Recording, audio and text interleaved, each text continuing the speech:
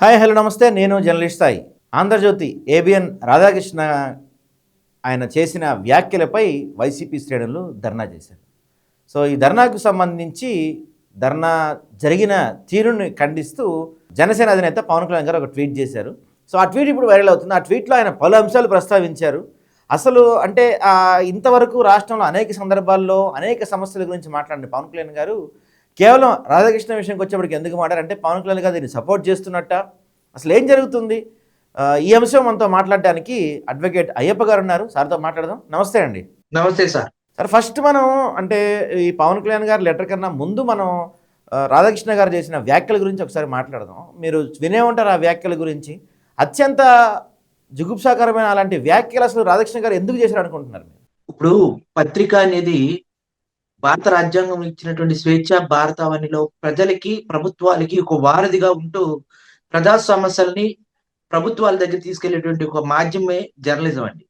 దాన్ని పూర్తిగా ఒక కులజాడ్యం, అతి కులజాడ్యంతో జర్నలిజానికి భ్రష్టు పట్టించే విధంగా ఈ రోజున సొంత వార్తలు ఒక కులానికి, ఒక మతానికి, ఒక ప్రాంతానికి, ఒక పార్టీకి వేరే విధేయుల్లా పనిచేయడం అనేది సిగ్గుచేటండి.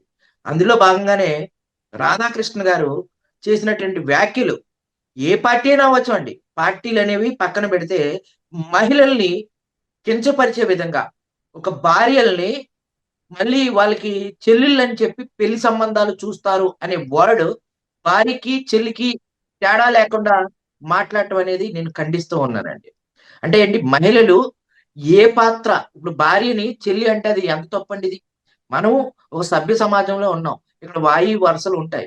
దీన్ని మర్చిపోయి జర్నలిజం విలువలన్నీ కూడా కోల్పోయి అతను ఎదిగిన వైను, అతను మొదటి నుంచి కూడా ఎదిగిన క్రమం అంతా కూడా ఇట్లాంటి అవినీతి వార్తలు గతంలో పవన్ కళ్యాణ్ గారి యొక్క తల్లి గారి మీద కానీ, అలాగే శ్రీజ వెళ్ళిపోయినప్పుడు కానీ, నాగబాబు గారు ఆత్మహత్య చేసుకోపోయినప్పుడు కానీ, అలాగే పవన్ కళ్యాణ్ గారికి గుండు కొట్టించారని కానీ, ప్రజారాజ్యం మీద అది జెండా పీకేసి వరకు కూడా తప్పుడు వార్తలు చేయడం కానీ, మొగల్తూరులో లైబ్రరీ ఇవ్వలేదు అంటాం కానీ, ప్రతి వార్త కూడా ప్రతి చోట కూడా మెగా ఫ్యామిలీని టార్గెట్ చేస్తూ అనునిత్యం అసలు చిరంజీవి గారు తన నోటంట మమ్మల్ని ఎందుకు టార్గెట్ చేస్తున్నారు, మీకేం అన్యాయం చేసాం అన్నంత స్థాయి వరకు వచ్చినప్పటికీ కూడా వాళ్ళు వదిలిపెట్టలేదు. ఇదే పవన్ కళ్యాణ్ గారు సంస్కారం కూడా అన్నంలో కొంచెం సంస్కారం కూడా కలిపి పెట్టమ్మా అని చెప్పి వాళ్ళ కుటుంబ సభ్యులు ఫోటో పెట్టి మాట్లాడినటువంటి సందర్భాలు కూడా ఉన్నాయి ఏబిఎన్ రాధాకృష్ణ గారిని. అలాగే ఏబిఎన్ టీవీ5 ఈ ఛానల్స్ ని బ్యాన్ చేయాలని చెప్పి ఒక ట్వీట్ కూడా పెట్టడం కూడా జరిగింది.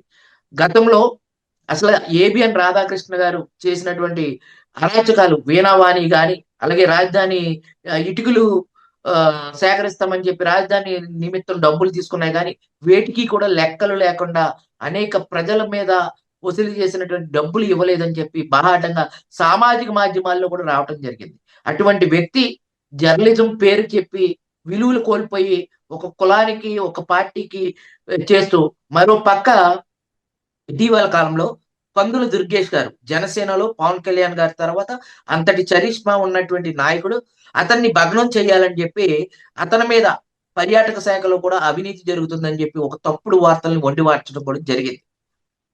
జనసేన పార్టీకి చెందినటువంటి 21 ఎమ్మెల్యేల మీద కూడా తనకు తోచినట్టు ఎక్కడో ఒక చోట పత్రికల్లో అడపాదడప ఏదో ఒక వంక పెట్టి కార్నర్ చేయడం, అలాగే జనసేనలో ఉన్నటువంటి ఏకైక మహిళా ఎమ్మెల్యే లోకం మాధవి గారి యొక్క వ్యక్తిగత విషయాల్ని పదే పదే మీడియాలో చూపిస్తూ రాయటం అనేది నేను చాలా ఖండిస్తూ ఉన్నా.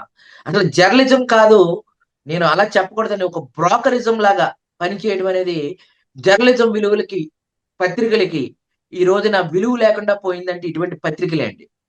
అది నేను ప్రత్యక్షంగానే చెప్తున్నాను. ఆయన చేసినటువంటి రాతలు, రోతలు, ఆయన చేసినటువంటి బ్లాక్ మెయిలింగ్స్, మీరు గతంలో ఒక జడ్జి గారి మీదే ఆయన రాతలు రాస్తే చివరికి ఆ జడ్జి గారికి ఉద్వాసన పలకవలసి వచ్చింది, నన్ను టార్గెట్ చేశారని ఒక దళితులైనటువంటి అనేక మంది అధికారుల్ని, జడ్జిల్ని బ్లాక్‌మెయిల్ చేసినటువంటి సందర్భాలు, వాళ్ళు బయటకు వచ్చినటువంటి మాట్లాడిన సందర్భాలు అనేకం ఉన్నాయి. వీణావాణి తండ్రి గారైతే కావలి పిల్లలు తలలు అదుక్కుని పుట్టినటువంటి వీణావాణి గారి యొక్క సొమ్ము కూడా ఆయన కాజేశారని చెప్పి వచ్చినియి. అలాగే పవన్ కళ్యాణ్ గారి యొక్క తల్లి గారి మీద చాలా ఉండివార్చారు. శ్రీజ గారు వెళ్ళిపోయినప్పుడు పవన్ కళ్యాణ్ గారు గన్ కల్చర్ ఎక్కడి నుంచి వచ్చింది? ఇట్లా చాలా రకరకాలుగా అసలు వార్తలు ఆయన రాసినటువంటి వార్తలు రాయలేదు. మరి ఈ రోజున పవన్ కళ్యాణ్ గారు అన్నీ మర్చిపోయి అసలు రాజకీయ విలువల్లో అసలు ఇటువంటి వ్యక్తుల్ని ఎంకరేజ్ చేయడం తప్పు. ఆయన చేసిందే తప్పు. వైఎస్ఆర్‌సీపీ పక్కన పెట్టండి. మహిళా లోకాన్ని కించపరిచిందే తప్పు. ఆ కించపరిచిన దాన్ని వాళ్ళు ప్రతిఘటించడం కూడా తప్పే అండి. చట్ట ప్రకారం వెళ్ళాలి. అక్కడ తప్పుకి తప్పు జరిగింది. రాధాకృష్ణన్ తప్పు లేనట్టు అక్కడ వైసీపీయే తప్పు చేసినట్టు మాట్లాడటం అనేది నేను ఖండిస్తూ ఉన్నా. ఎందుకంటే ఓకే. ప్రజాస్వామ్యంలో ఆయన చెప్పారు. పవన్ కళ్యాణ్ గారు హ్మ్. తప్పు చేసినా తలతీసే చట్టం కావాలని. మరి ఇయాల అవునవునవును. పవన్ కళ్యాణ్ గారు చేసిన నిన్న ఆంధ్ర యూనివర్సిటీకెళ్లారు. పవన్ కళ్యాణ్ హ్మ్. గారు విధానం మీకు నచ్చకపోతే పవన్ కళ్యాణ్ గారిని కూడా పక్కన పెట్టండి అని చెప్పి ఆయనే చెప్పారు నిన్న ఆంధ్ర అవును. యూనివర్సిటీలో. హ్మ్. హ్మ్. హ్మ్. అంటే ఏంటి? అయితే ఇక్కడ ఇక్కడ ఇక్కడ ఇక్కడ ఒక విషయం సార్. ఇక్కడ ఒక విషయం సార్. చిన్న ఇంటరప్షన్. ఇప్పుడు రీసెంట్గా చూసుకుంటే ఏపీలో మొన్న ఒకరోజు అరవ శ్రీధర్ బాధితురాలిపై లాఠీ తీసుకొని ఒక అతను కొట్టాడు. తాతంశెట్టి నాగేంద్ర అనుకుంటా అతని పేరు, కొట్టాడు. ఆ తర్వాత మనం చూస్తే పిఠాపురంలో ఒక మహిళపై దాడి జరిగింది. శ్రీకాళహస్తిలో కోట వినూతాని చాలా భయంకరంగా దూషిస్తున్నారు టీడీపీ నాయకులు. ఆమె కనపడితే కొడతామన్న స్థాయిలో అక్కడ దూషణలు జరుగుతున్నాయి. ఆ తర్వాత నిన్న ఒకరోజు ఇవాళ భీమవరంకు సంబంధించిన ఒక అమ్మాయి వీడియో రిలీజ్ చేసింది. జనసేనకు సంబంధించిన జెడ్పీటీసీ ఒక అతను ఆమెని దారుణంగా వెరీ బ్రూటల్లీ హింసించాడని చెప్పి ఒక వీడియో రిలీజ్ చేసింది. దాంతోపాటుగా మొన్న మనం చూస్తే ఒక చోట ఒక 9వ క్లాస్ చదువుతున్న ఒక అమ్మాయి పైన 13-14 మంది కలిసి లైంగికంగా అమ్మాయిని దారుణంగా హింసించిన విషయం మనం చూసాం. చిన్నపిల్లలపై అనేక అత్యాచార సంఘటనలు చూస్తూ ఉన్నాం మనం ఏపీలో. వీటి ఏటిపైన స్పందించని పవన్ కళ్యాణ్ ఈరోజు ఏది పవన్ కళ్యాణ్ తల్లిని తిట్టారు, మా అమ్మని తిట్టారని మాట్లాడిన పవన్ కళ్యాణ్ రాధాకృష్ణ గారి పైన ఆఫీస్ పైన ధర్నా చేస్తానికి వెళ్తే ఇంత భారీగా ఎందుకు స్పందించారంటారు? ఇదే ఎవరికి అర్థం కావట్లేదండి.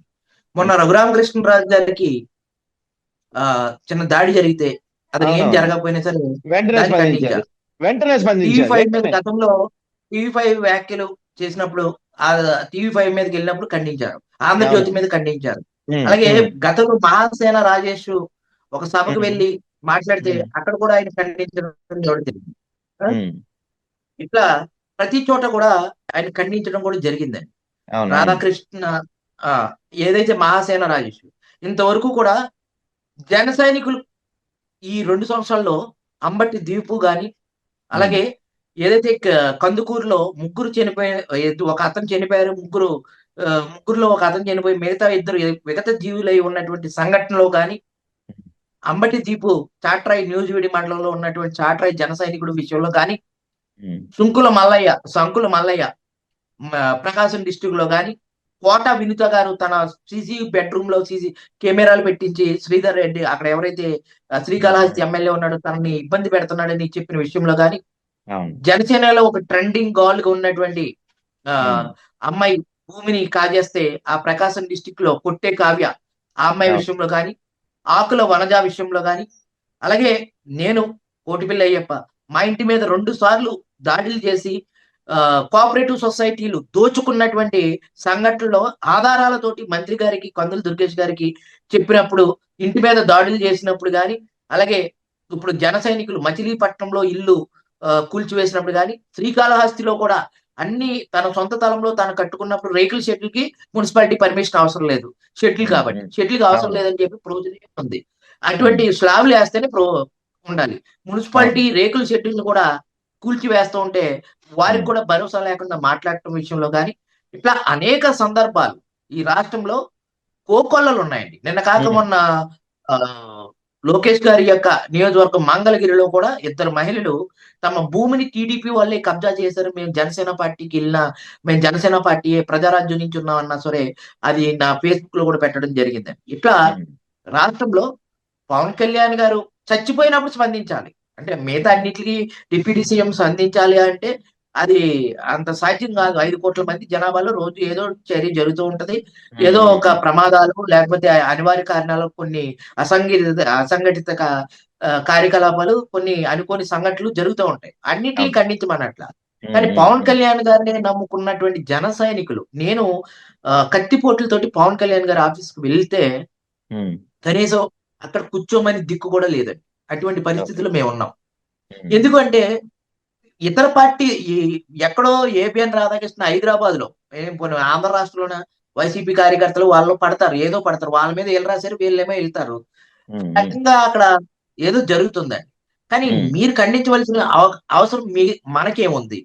అది ఇప్పుడు అంటే ఇప్పుడు మనకి అంటే ఇప్పుడు సపోర్ట్ అంశాలు పవన్ కళ్యాణ్ గారు ఖండించారు అంటే ఆయన రాసిన రాతలకి సపోర్ట్ చేస్తున్నట్టే కదా. అంటే జర్నలిజం ఇప్పుడు ఆయన మాట అనేది ప్రతి టీడీపీ, ఈవెన్ సీనియర్ మోస్ట్ అరువు ఉన్నటువంటి యనమల రామకృష్ణ గారు కూడా అసలు విషయం దాచి ఆయన కూడా ఖండించడం అనేది చాలా విడ్డూరంగా ఉంది. తప్పు చేసిన వాడిని తప్పు అని ఖండించాలి. వాళ్ళు ఏదైనా చట్ట ప్రకారం వెళ్తే, ఇప్పుడు అవతల ఉన్న ప్రభుత్వం కూడా మీదే కదండి, పేరుకి కాంగ్రెస్, అక్కడ కూడా ఉన్నది టీడీపీయే, టీడీపీ గ్యాంగే కాంగ్రెస్ అండి, అంతే, వేరే పార్టీ ఏం కాదు అది. జస్ట్ వీళ్ళ అనుచరులే ఒక పార్టీ కాంగ్రెస్ అధిష్టానంతో మాట్లాడుకుని పెట్టుకున్నారు. అక్కడేమో ఇక్కడ ఆంధ్రప్రదేశ్ లో కూటమి బీజేపీ తోటి అయితే టీడీపీ పార్టీ అంటారు. అక్కడ మొన్న ఎన్నికలు జరిగినాయండి, ఉప ఎన్నికలు జరిగినాయి అంటే ఒక స్థానానికి. దాంట్లో కమ్మ సంఘం బేషరతుగా కాంగ్రెస్ కి మద్దతు తెలుపుతుంది అన్నారు. అంటే అక్కడ టీడీపీ అంటే ఇక్కడ తేడాలు వచ్చేస్తాయని చెప్పి, ఇక్కడేమో బీజేపీ తోటి ఉన్నాం, అక్కడ ఆ పార్టీ తోటి ఉండాలని చెప్పి. అసలు రేవంత్ రెడ్డి సీఎం అవడానికి కూడా కారణం చంద్రబాబు నాయుడు గారు. ఇది వాస్తవం అండి, జగన్ ఎరిగిన సత్యం అండి ఇదంతా కూడా. ఏదేమైనప్పటికీ కూడా ఆయన ఎప్పుడు కూడా రెండు కళ్ళ సిద్ధాంతం ఆయనది. ఆయన చంద్రబాబు గారు అంటే రెండు కళ్ళ సిద్ధాంతం ఎప్పుడు కూడా. అక్కడ బీజేపీ కావాలి, ఇక్కడ కాంగ్రెస్ కావాలి, రెండు పార్టీలకి సపోర్ట్ చేస్తారు ఆయన. ఏ పార్టీ స్టాండ్ మీద ఆయన ఉండట్లేదు. సరే, ఇవన్నీ పక్కన పెడితే వైసీపీ నాయకులు దాడులు చేయడం కూడా నేను ఖండిస్తూ ఉన్నాను. ఎందుకంటే ప్రజాస్వామ్యంలో హింసకి తావు లేదండి. ఇక్కడ ఒక చిన్న కరెక్షన్, దాడి చేయలేదు, వాళ్ళు ధర్నా చేశారు. ఇప్పుడు మీరు గమనించుంటే గతంలో ఏలూరులో సాక్షి టీవీ ఆఫీస్ పైన పెట్రోల్ పోసి రాళ్లతో చేసింది దాడి. వీళ్ళు ప్లకార్డులు తీసుకొని వెళ్ళారు. ఇక్కడ ఎక్కడ దాడి జరగలేదు, ధర్నా జరిగింది అంతే. అవునండి, ధర్నా జరిగిన అంత గ్రూప్ ఆఫ్ పీపుల్స్ వెళ్ళవలసిన అవసరం లేదండి.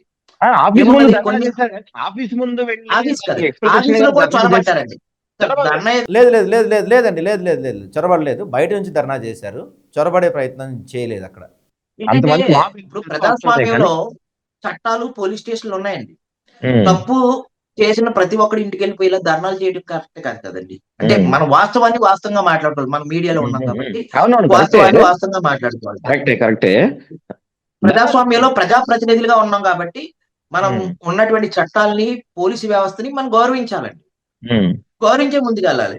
ఏవిఎన్ రాధాకృష్ణ గారికి ఆయన పవన్ కళ్యాణ్ గారు చెప్పినట్టు ఆయనకి ఇది లేదండి, పప్పులో కూరలో కూడా కొంచెం ఇది వండి పెట్టమ్మా అని చెప్పి ఆయనకి చెప్పారు. ఆయన అయితే ఏమీ లేవండి, విలువలు, నైతిక విలువలు, సంస్కారం కొంచెం వండి పెట్టారు. ఆ సంస్కారం లేదని పవన్ కళ్యాణ్ గారు ట్వీట్ చేశారు గతంలో, కుటుంబ సభ్యులకి చెప్పారు. అయితే అయితే అయితే అయ్యప్ప గారు, అంటే ఇప్పుడు ఇంత జరుగుతుంది అంటే, ఇందాక నేను వరుసగా కొన్ని సిరీస్ ఆఫ్ అటాక్స్ చెప్తున్నా మహిళలపైన అంత అటాక్స్ జరుగుతున్నాయి. ఇవాళ రాధాకృష్ణ గారు ఇలాంటి స్టేట్మెంట్స్ చేశారు. ఇంత జరుగుతుంటే ఏపీలో అసలు ఒక హోమ్ మినిస్టరే మహిళలు ఉన్నారు, మహిళా కమిషన్ చైర్మన్ ఉన్నారు, వీళ్ళంతా సైలెంట్ మోడ్లోకి ఎందుకు వెళ్ళిపోయారు? ఏమండి, ఈ రోజున ఆంధ్రప్రదేశ్ లో లాండ్ ఆర్డర్ ఇష్యూ అయితే పూర్తిగా విఫలమైపోయింది. అందులో నేను ఖచ్చితంగా చెప్తాను, 100 ఎగ్జాంపుల్ చెప్తాను. ఇప్పుడు నెడమర్లో ఒక ఎస్ఐ గారు కొట్టేస్తే ఒక అతను చనిపోయాడు.